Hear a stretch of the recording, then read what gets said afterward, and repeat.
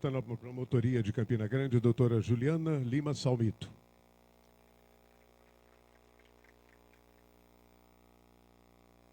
Representando a promotoria de Bahia, doutora Juliana Couto Ramos Sarda.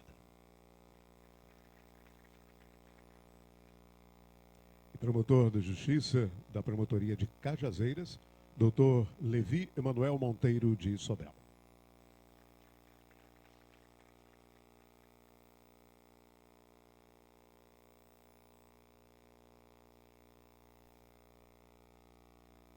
Todos podem sentar, por gentileza.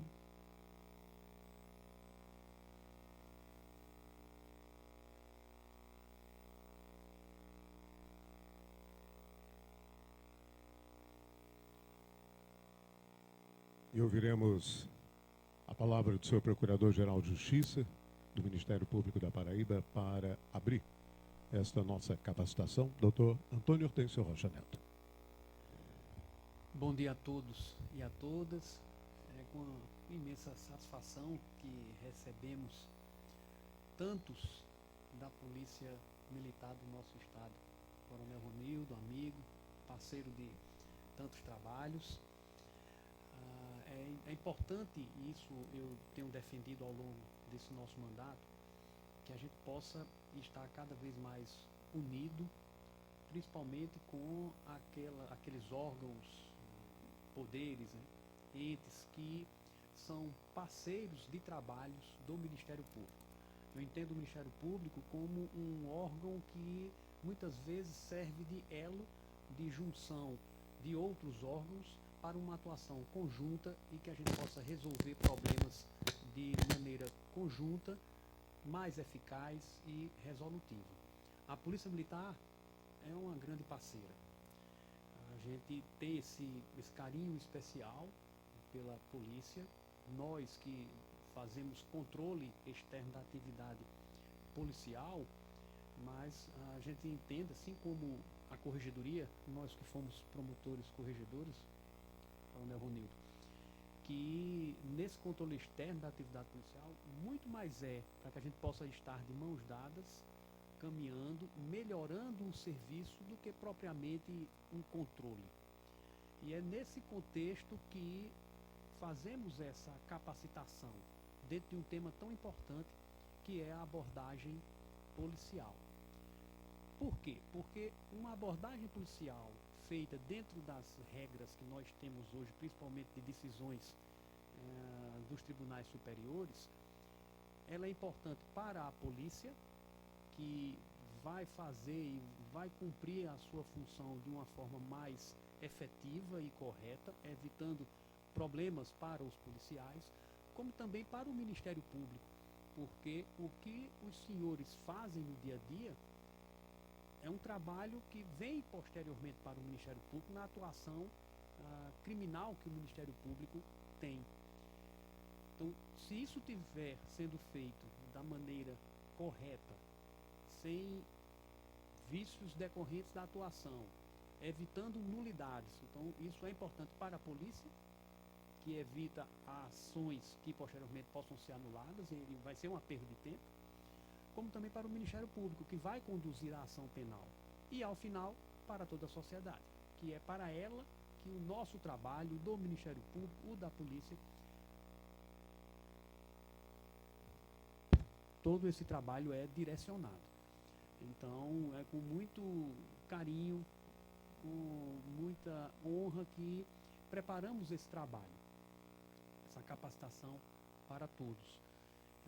E nesse momento a gente faz o agradecimento ao Dr. João Geraldo, diretor do nosso CEAF, que é o Centro de Estudo e Aperfeiçoamento Funcional, a Dr. Ricardo Alex, que é o coordenador do nosso Centro de Apoio aos Promotores na matéria criminal, também a doutora Cláudia, que coordena o nosso Núcleo de Controle Externo da Atividade Policial, e aos promotores que vão hoje ministrar essa capacitação, as doutoras Juliana Salmito e Juliana Couto, e também nosso grande amigo, doutor Levi. Então, é com imensa satisfação que a gente recebe todos, vê esse auditório repleto nessa nessa manhã tão muito gratificante. Então sejam todos muito bem-vindos, né? E nosso amigo Léo também, que está aqui, nosso presidente da nossa associação, nosso corregedor, doutor Sarmento. Então sejam todos muito bem-vindos ao Ministério Público da Paraíba. Somos parceiros e estamos aqui irmanados em prol de um fim comum. Contem sempre com o Ministério Público, a gente está sempre aqui à disposição de todos vocês.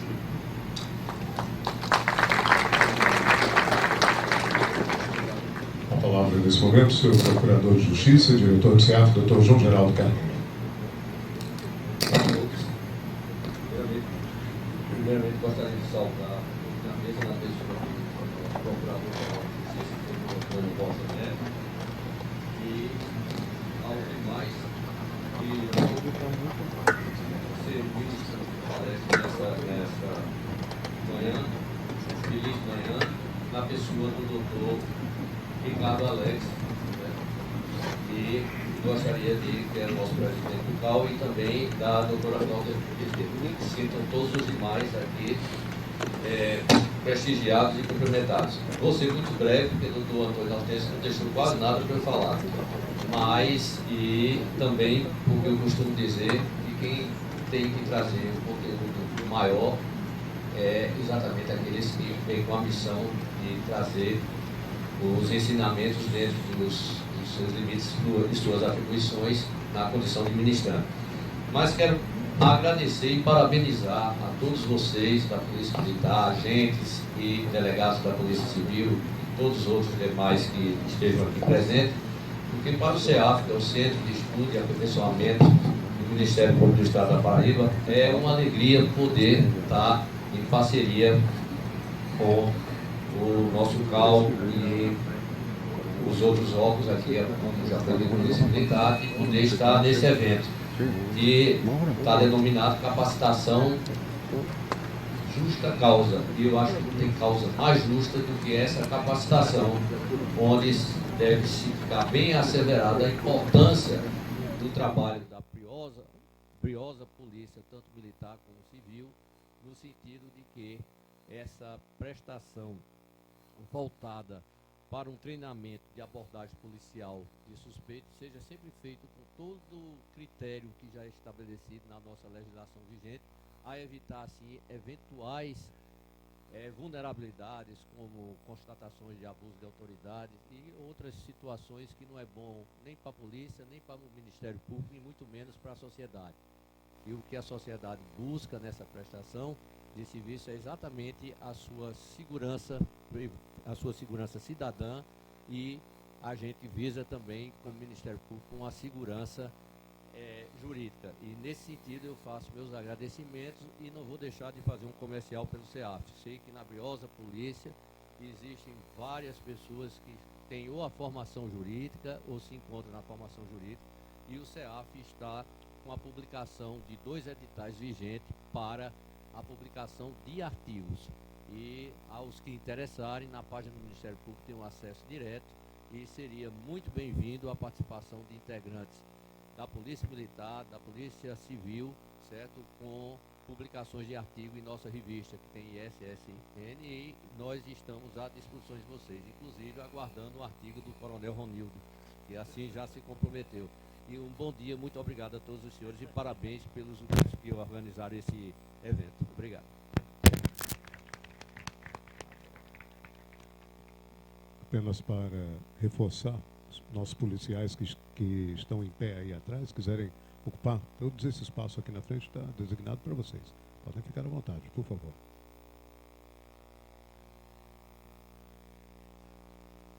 Vamos ouvir nesse momento a palavra do seu subcomandante-geral da Polícia Militar do nosso estado, Coronel José Ronildo de Souza. Bom dia a todas e a todos aqui presentes. Saudar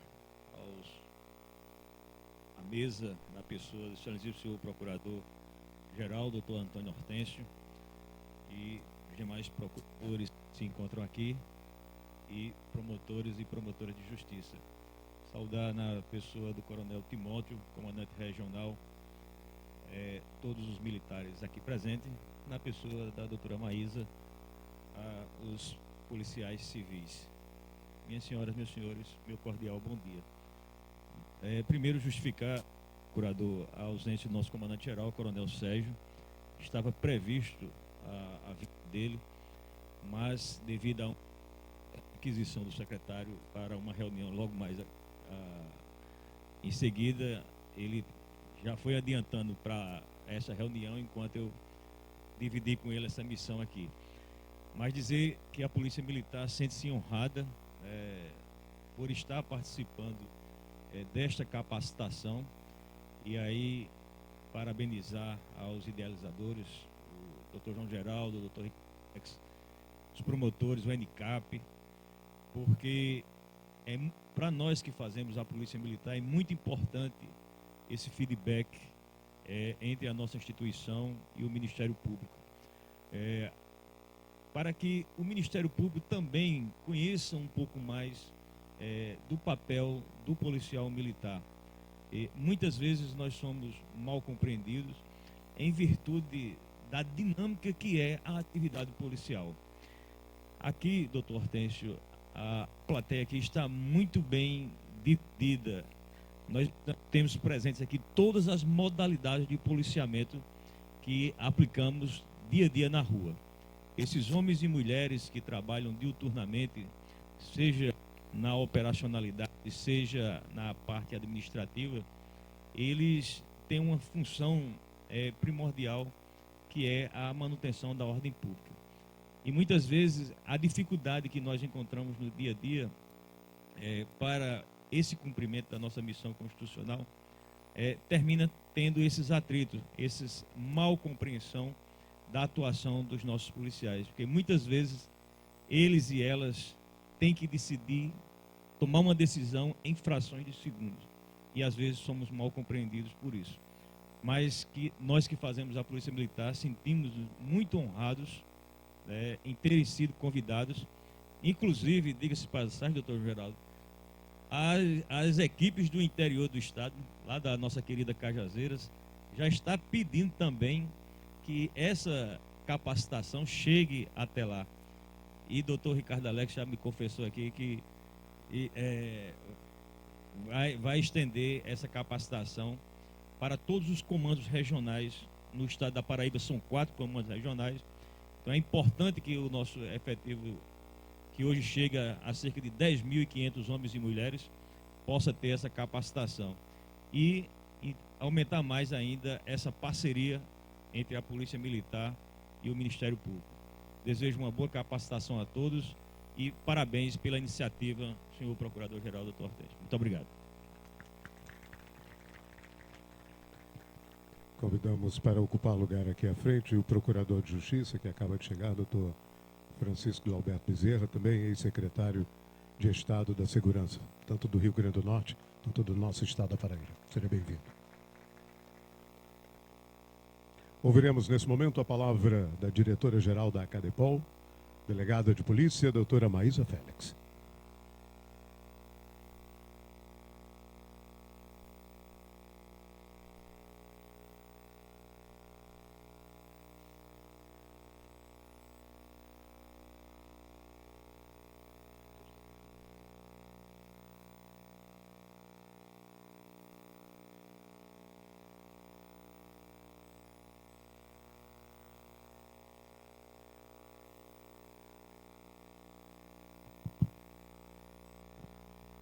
Bom dia a todos, bom dia a todas. Cumprimento a mesa, os promotores e procuradores, em nome do Dr. Antônio Hortêncio. É um prazer encontrar o senhor Dr. Sarmento aqui neste evento. Prazer imenso. Dr. Glauberto Bezerra. Prazer, senhoras promotoras, senhores promotores, senhores policiais militares. Com muito carinho, um bom dia especial aos policiais civis, delegados, investigadores e escrivães aqui presentes. Eu acredito no sistema de segurança pública em uma corrente. Polícia Militar, Polícia Civil, o sistema de segurança pública e a presença efetiva do Ministério Público. Então, parabenizo o Ministério Público da Paraíba por esse momento. Porque é com capacitação, é com formação que nós avançamos. E a Polícia Civil do Estado da Paraíba tem avançado em passos largos na nossa formação, nas nossas capacitações. Então é com muito prazer que nós hoje estamos aqui para ouvir. E a Academia de Polícia, doutor Hortêncio, eu sempre digo nas oportunidades que eu tenho, de que ela é o templo maior da instituição Polícia Civil. Porque é lá que nós formamos, é lá que nós capacitamos os nossos policiais para dar à sociedade paraibana um serviço de excelência. Então estamos aqui hoje para beber da fonte do conhecimento e logo em seguida retribuir isso ao povo paraibano, à sociedade. Muito obrigado.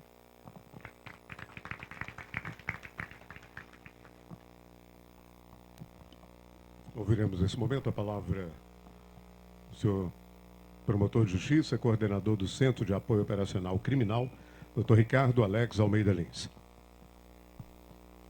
Bom dia a todos e a todas. Saúdo a todos e a todas na pessoa do nosso procurador-geral, Dr. Antônio Hortêncio. E, de início, já agradeço a presença de cada um, de cada uma, notadamente a disponibilidade do Comando-Geral da Polícia Militar, do Delegado-Geral da Polícia Civil, em entender que esse momento de formação permanente de cada uma de nossas carreiras é preponderante. Cada um aqui está em plena atividade do seu dia a dia, está no exercício de suas funções, em um dia de trabalho. Agradeço também ao entendimento do nosso Procurador-Geral que esse tipo de iniciativa é prioritário para nós. Nós reservamos algumas horas do nosso dia para, em sequência, trabalharmos melhor. Trabalhando melhor, com o entendimento mais próximo do que decidem os tribunais superiores, do que é viável, do que mantém uma investigação criminal sólida. Entendendo isso, entendendo que este momento qualificará a prova criminal, nos trará mais segurança em servir à sociedade, em dar à sociedade o que ela espera de nós com nossas carreiras, que é uma segurança pública no geral mais efetiva, como diz a doutora Maísa. Então, eu agradeço especificamente aqui os colegas que se disponibilizaram a dividir conosco o seu conhecimento. Essa experiência que a gente terá hoje foi fruto de uma iniciativa pioneira de doutora Juliana Couto, com uma aproximação da tropa de Bahia, seguida de outra experiência pioneira de doutora Juliana Salmito na comarca de Campina Grande. Aliado a isso, já contávamos com a expertise do colega Levi, que proferiu uma palestra de formação para os promotores no ano passado, nesse mesmo auditório, sobre esse mesmo tema. Demonstrou uma segurança e uma especialização plena no tema, juntamente com a doutora Cláudia Bezerra, que à época era promotora de Cabedelo, não estava ainda à frente do ENECAP. Tendo essa força humana, intelectual disponível, desses 4 colegas especialistas nessa matéria, conversando com a doutora Renata Luz e com o coronel Timóteo, vimos isso que o coronel Ronildo falou, a necessidade de expandir esse momento para todo o Estado. Mas alguns colegas procuravam o centro de apoio, demonstrando que não tinham essa afinidade plena com o tema. Apesar de montarmos material escrito sobre a matéria, seria necessária uma experiência anterior, que fosse utilizada como piloto. Na nossa instituição, nós trabalhamos com planejamento estratégico através de projetos que podem ser difundidos por todas as promotorias que quiserem aderir. E esse momento é justamente para isso. A parceria com o CEAF nos possibilitou gravar essa capacitação, esse momento de formação, para que o momento posterior será lançado no dia 7 de novembro para todas as promotorias do Estado, a possibilidade de que os promotores que atuam em Cajazeiras, em Guarabira, em Sousa, em Patos, em todas as promotorias possam assistir ao vídeo dessa capacitação e, juntamente com o material que será disponibilizado, possa convidar as tropas locais a conversarem. A gente pensou que essa seria uma forma mais adequada, mais resolutiva, porque no momento final da manhã de hoje, vocês terão a oportunidade de questionarem os 4 expositores sobre as dúvidas do dia a dia. E é importante que as tropas conversem com os promotores que atuam diretamente nas audiências judiciais, notadamente no âmbito do entorpecente, do combate ao tráfico de entorpecentes, porque é a área que demanda maior cuidado nessa análise da abordagem inicial, pessoal, veicular e familiar. A prova é feita nesse momento e uma prova feita de forma equivocada coloca a perder toda a instrução. Então, chamamos isso de projeto justa causa. Em alguns estados há algo semelhante, porém, uma mesma equipe viaja o estado todo propondo essa capacitação. A nossa ideia aqui, juntamente com a CEPLAG, foi justamente fazer com que cada membro procure essa aproximação, essa interlocução com a tropa da Polícia Militar e com os agentes e delegados da Polícia Civil local, já que entendemos que essa aproximação do próprio promotor de justiça de Cabedelo com o comando da Polícia Militar e com o delegado de Cabedelo se mostra mais eficiente para se ajustar, se azeitar as relações e os detalhes. Então, eu adianto esse projeto que será lançado. Muito importante a parceria do Comando Geral da PM, na pessoa do Dr. Ronildo, do Coronel Ronildo, para que os demais comandos façam sua adesão aos futuros convites que advirão da iniciativa dos membros do Ministério Público. Nessa manhã de hoje, já adiantando a programação, iniciaremos com a exposição da doutora Cláudia Bezerra sobre o controle externo preventivo da atividade policial, que é o que mais nos interessa. Não é o repressivo, é como podemos juntos nos adiantar a possíveis falhas. Em sequência, o doutor Levi apresentará de forma teórica a visão dos tribunais superiores sobre as buscas pessoais, veiculares e domiciliares. E, na sequência, a doutora Juliana Couto e a doutora Juliana Salmito abordarão casos práticos do dia a dia que podem nos trazer uma visão mais concreta e exemplificativa de uma atuação segura. Por fim, os 4 estarão disponíveis para responder perguntas de todos vocês que quiserem se inscrever. E nesse momento a gente, para ficar mais livre ainda, não gravará, para que vocês se sintam à vontade, a partir desse momento das perguntas ao final, de exporem as dúvidas que quiserem de forma confiante, de forma livre, e eles também respondam da forma mais honesta e clara possível. Ao final, temos um QR Code colado aí nas costas de várias cadeiras, para que todos que puderem e se disponibilizarem, respondam um questionário rápido de 6 perguntas, sobre questões, sobre a avaliação geral do que foi dito, e possam fazer seus comentários. Esses comentários nos servirão de norte, justamente para a elaboração do projeto sobre o qual essa capacitação hoje será o ponto piloto, o ponto primeiro. Então, peço já adiantadamente que respondam, vão pensando no que sugerir, uma nova abordagem dos temas, ou o que pode ser mais evidenciado, mais priorizado, e o que de fato ficou para vocês ao final da manhã. Então, agradecendo a todos a disponibilidade, a priorização de cada uma das instituições em relação a essa aproximação.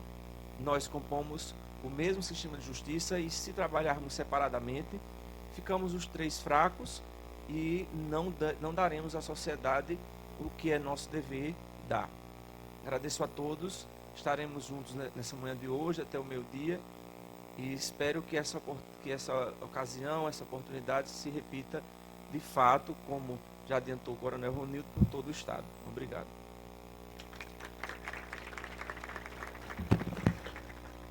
Quero apenas, na oportunidade, senhor Procurador-Geral, registrar a presença também neste recinto do responsável pela segurança de todo o Ministério Público em todo o Estado de membros, inclusive membros e servidores, do Coronel Ayrton Lima. Agradecer a todos que compuseram a nossa mesa e logo em seguida passaremos à parte técnica propriamente dita da nossa capacitação. Muito obrigado a todos. Apresentando o tema agora, o papel do Ministério Público no controle externo da atividade policial de forma difusa, em face da atuação da polícia na realização de abordagem pessoal, veicular e domiciliar.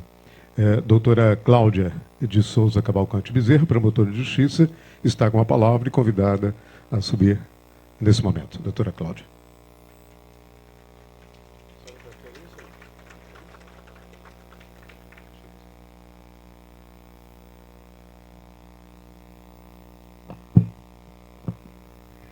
Bom dia a todos. As apresentações já foram feitas. Gostaria de cumprimentá-los, agradecer a presença das instituições de força de segurança pública que estão aqui, em nome do nosso Procurador-Geral de Justiça, e dizer logo de antemão que serei breve, porque as exposições são bastante interessantes. Eu vou descer para não dar tanta microfonia aqui.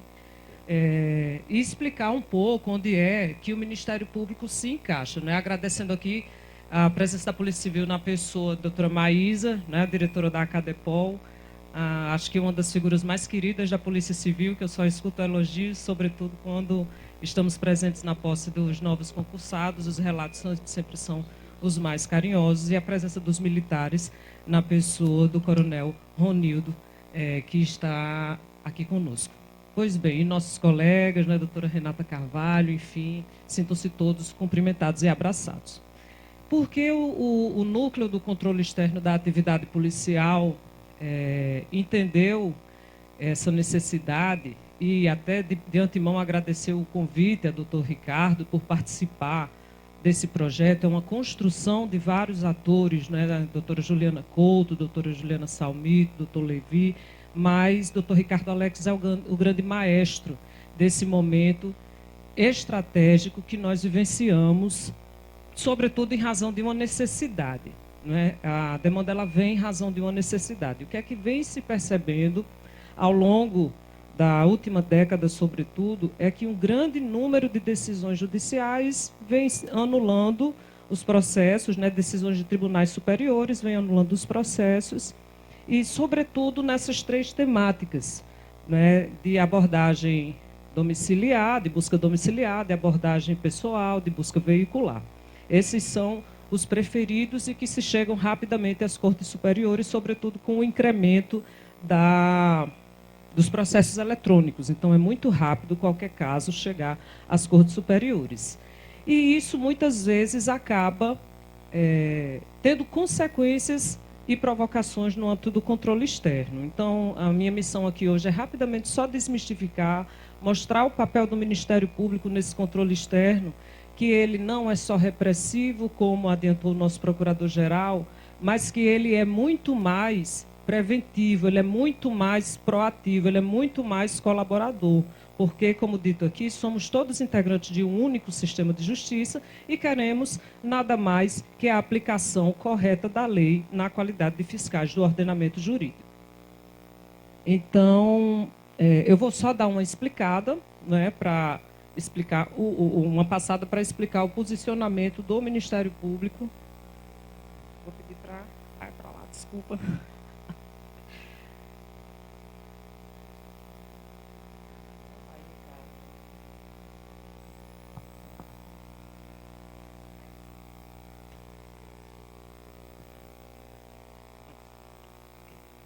Isso. Então, vamos lá, de forma muito rápida, não é? Quem é esse Ministério Público, a cuja instituição foi delegada essa missão de controle externo, né? É a instituição permanente, prevista lá na nossa Constituição, essencial à função jurisdicional do Estado, incumbindo-lhe a defesa da ordem jurídica, do regime democrático e dos interesses sociais e individuais indisponíveis. Então, foi esse o papel que o Constituinte deu ao Ministério Público. Quando se diz que é o responsável pela defesa da ordem jurídica, é responsável de tudo que está dentro do nosso ordenamento. E aí entendam-se leis, tratados internacionais e convenções, obviamente a própria Constituição, e toda uma série legislativa e ainda as decisões jurisprudenciais que compõem esse arcabouço.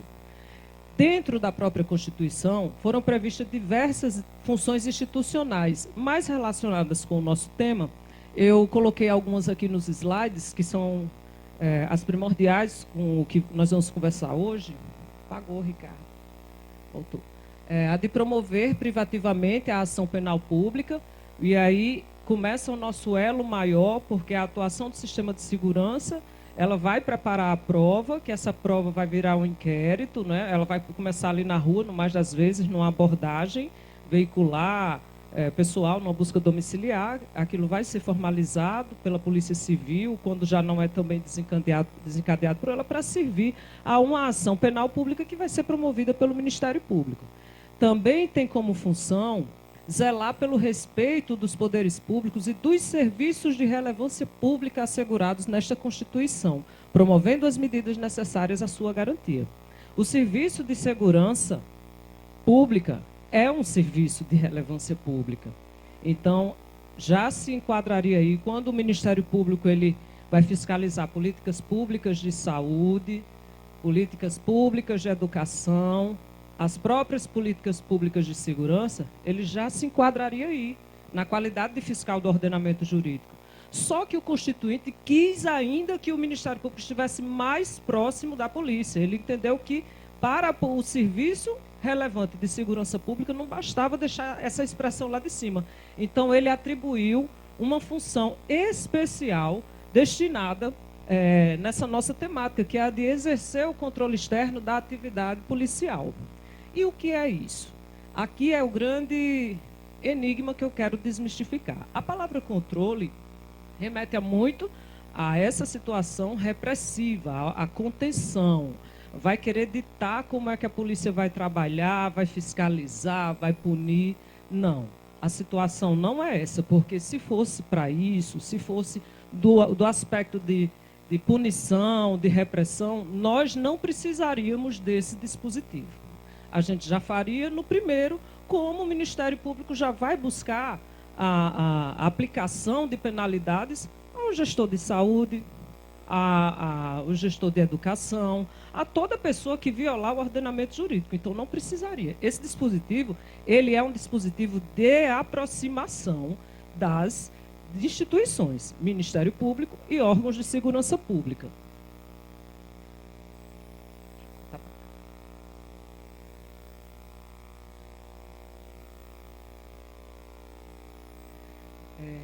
Quem está sujeito a esse controle externo?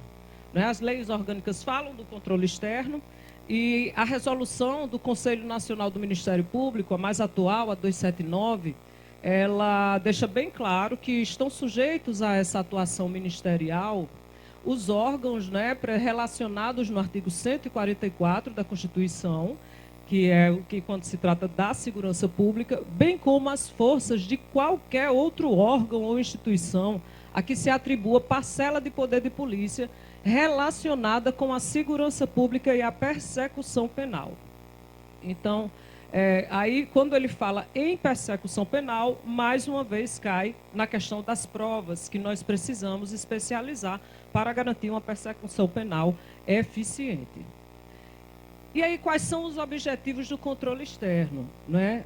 Dois objetivos maiores que estão lá explicitados na resolução, que é a de manter a regularidade e a adequação dos procedimentos empregados na atividade policial. E a segunda, de realizar a integração das funções do Ministério Público e das forças de segurança voltadas para a persecução penal e para o interesse público. E aí determina-se que se atente para uma série de coisas. Então, veja que a própria resolução, ela fala dessa necessidade de adequação. E essa adequação é o ordenamento jurídico de um modo geral.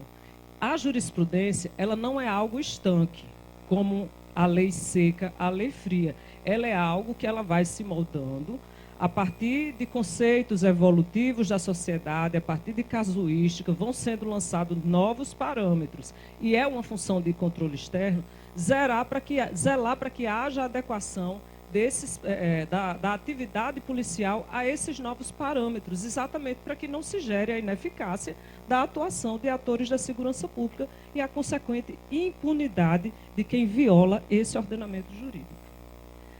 Dentro da realização da integração das funções Ministério Público com forças de segurança, que é uma situação que nós estamos aqui fazendo hoje, nós estamos integrados, nós devemos estar atuando de forma integrada permanentemente, eu sempre defendi isso. Citam-se várias situações que os senhores vão e as senhoras vão perceber que estão ligadas com a nossa temática, que devemos atentar para o respeito aos direitos fundamentais e preservação dos direitos humanos assegurados na Constituição Federal, tratados e convenções internacionais e lei, manutenção da ordem pública, prevenção da criminalidade, bem como a manutenção da legalidade e da efetividade das ações policiais.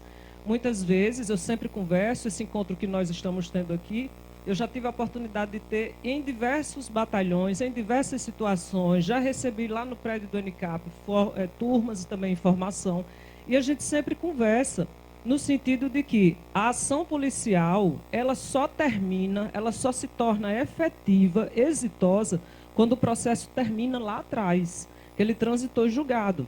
E muitas vezes o policial que está ali na ponta na rua, ele não tem aquela percepção, ele acha que a ação foi exitosa no momento em que ele apreendeu a droga, no momento em que ele apreendeu uma arma ou qualquer outro produto ilícito, que ele prendeu aquele infrator da lei.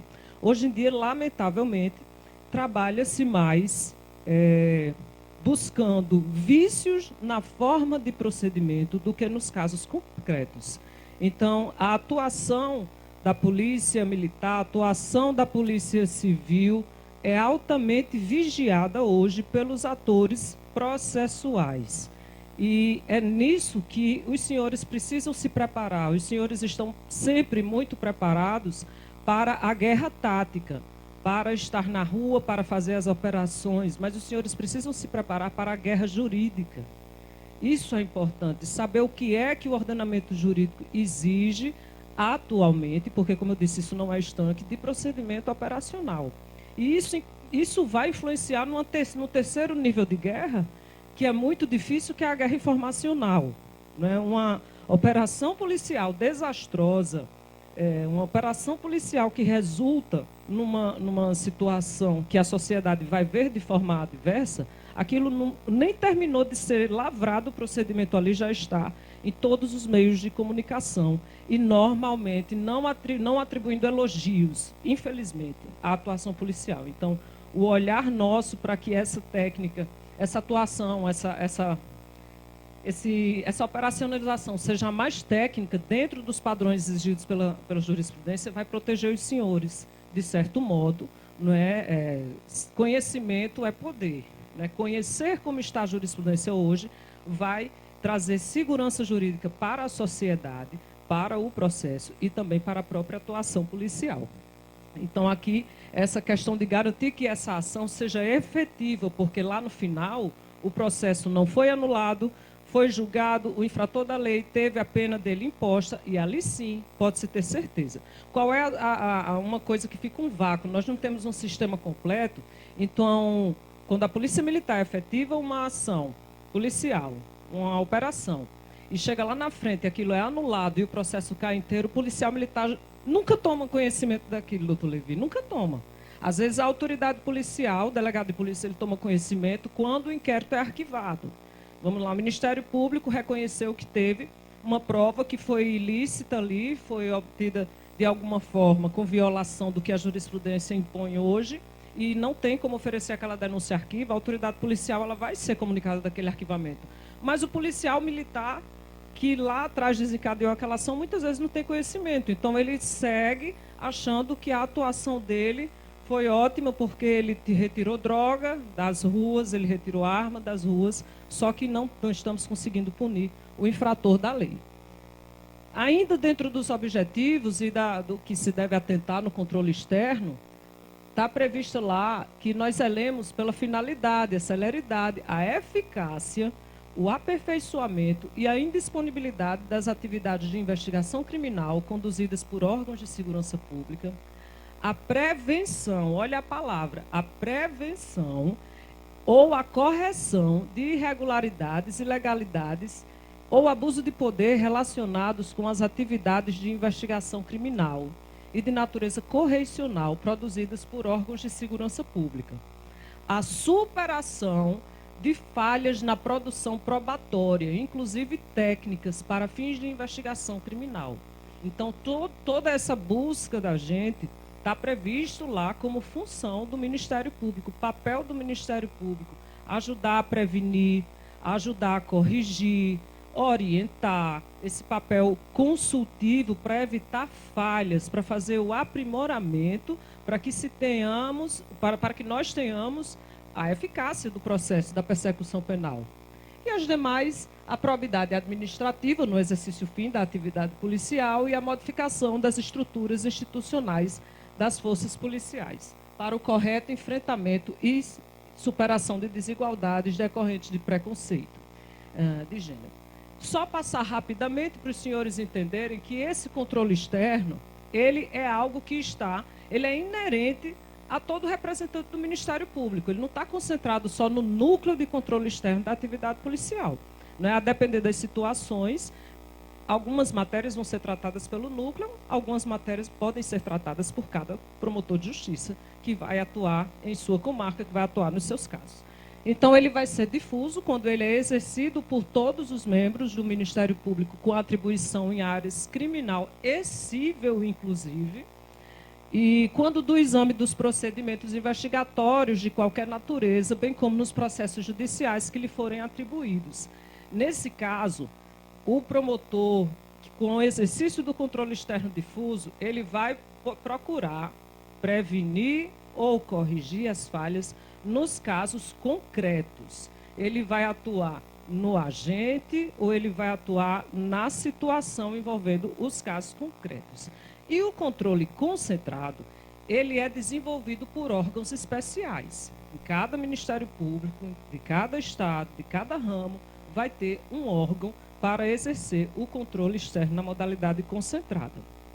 Aqui no Ministério Público da Paraíba, é o núcleo do controle externo da atividade policial, composto por 3 membros, os outros 2 não puderam, em razão de a agenda estar presentes hoje aqui, e com atribuição também no estado todo. Podem, inclusive, esses 2 controles, a depender da situação, agirem conjuntamente, a depender do entendimento e da necessidade dos membros. Nesse caso, o controle concentrado, ele se destina não a casos específicos, via de regra, ele se destina à correção de problemas estruturais para evitar que essa falha se corrija. Ele vai trabalhar no sistema, querendo que o sistema de segurança melhore como um todo. Ele ainda também se classifica, que é o que nós já vamos conversando desde o começo, como preventivo e repressivo. Então, ambas as modalidades, seja difuso, seja concentrado, podem ser exercidas de modo preventivo e repressivo. A preventiva, eu acho que foi a que o Constituinte mais desejou quando ele criou aquele inciso à parte. Porque se fosse a modalidade repressiva, ele não precisaria ter dito mais do que o que já tinha nos incisos anteriores. Preventivo, ele é de modo proativo, orientador, objetivando a resolutividade em cooperação com os órgãos de segurança pública, para que se alcance o objetivo, que é o objetivo da prestação do bom serviço de segurança pública, dentro da esfera de atuação de cada órgão, de cada agente. É exatamente fazer essa interlocução, essa aproximação que é tão buscada, tão estimulada através do projeto Justa Causa.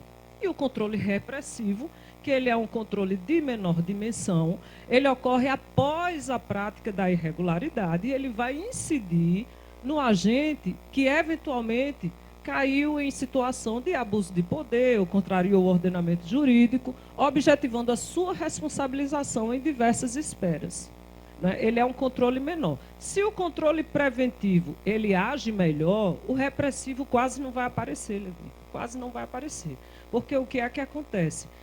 e que muitas vezes os integrantes das forças de segurança não estão se apercebendo.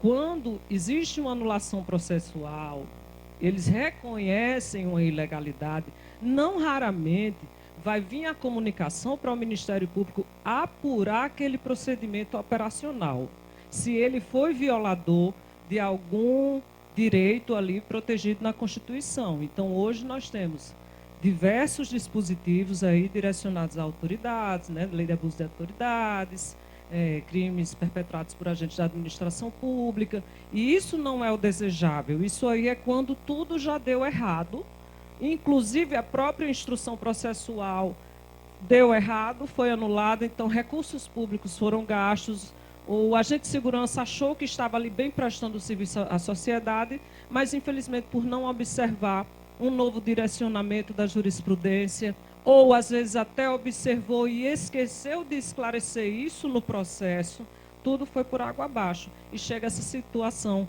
indesejável, mas necessária de controle repressivo. Então, fica esclarecido isso, mas que nossa missão é a principal, né? Qual é o papel do Ministério Público diante dessas situações, especificamente nesses 3 tipos de diligências que têm ensejando um grande número de anulações em cortes superiores, é na qualidade de fiscal da ordem jurídica orientar.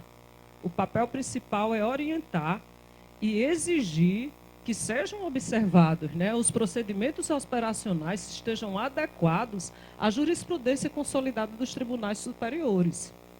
A gente pode até não concordar com os entendimentos, mas não adianta agir contra, infelizmente. Não vou dizer que eu, pessoalmente, vou concordar com todo. Eu tenho o direito de discordar, os senhores têm o direito de discordar.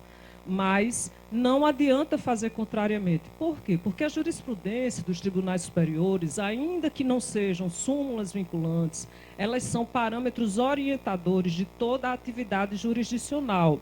Então, um magistrado, quando num processo uma das partes vai arguir um precedente de uma corte superior, leia-se STJ, STF, para o magistrado não acatar aquela orientação da corte superior, ele tem que fazer uma distinção muito específica dentro do processo dele, fundamentar muito mais para poder deixar explicado o motivo pelo qual ele não está seguindo aquele fluxo de orientação jurisprudencial.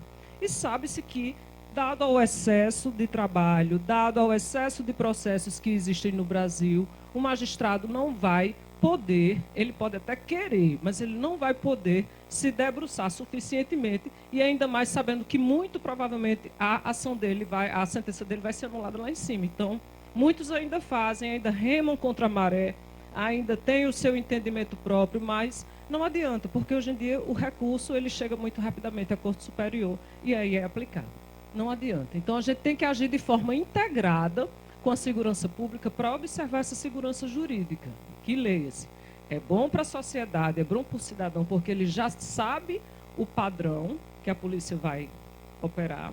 É bom para o agente de segurança pública, policial civil, policial militar, que sabe como deve operar, e é bom para o processo, porque vai ter a prova ali rígida, eficaz, apta a ensejar a correta aplicação da lei. Então, quais são as consequências, os resultados que a gente pode alcançar com isso?